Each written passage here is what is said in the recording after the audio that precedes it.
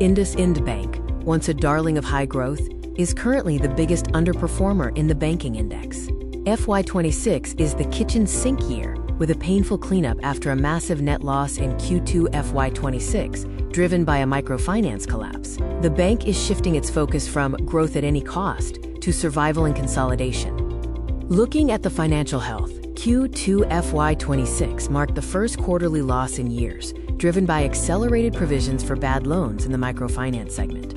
The bank is deliberately shrinking its loan book by 13% year-over-year in Q3 to fix asset quality.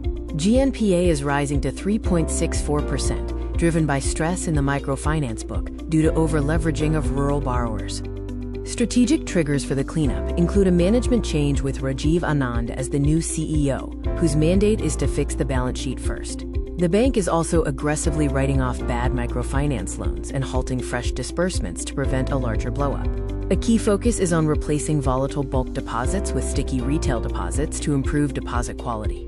The red flag checklist highlights three main concerns.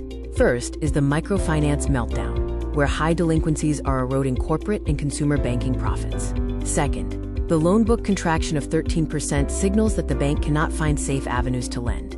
Third, the CASA ratio has dropped to around 30.3%, raising the cost of funds and squeezing net interest margins. Comparing IndusInd to its peers, Axis Bank went through a similar cleanup from 2018 to 2020 and took 2 years to recover. IndusInd is currently where Axis was in 2018. While IndusInd is cheaper than IDFC First is growing while IndusInd is shrinking. Axis is the safer bet today for investors.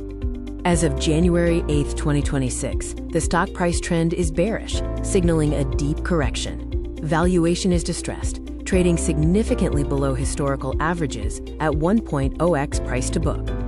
The stock is in a crisis phase, trading near multi-year lows after reporting a shock net loss and loan book contraction.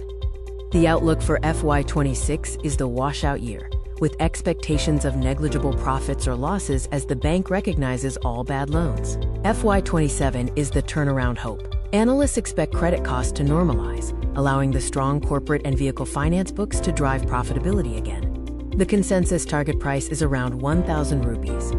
The final verdict is to avoid this stock for safe investors, as resolving asset quality issues often takes longer than management admits. For contrarian and deep value investors, it is a watch list stock. Wait for 2 consecutive quarters of stable GNPA and positive loan growth. Overall, this is a high-risk turnaround candidate, not suitable for core portfolio allocation. If you found this stock review helpful, please like, share, and subscribe. You can also drop a comment below on the stock you would like to be reviewed next.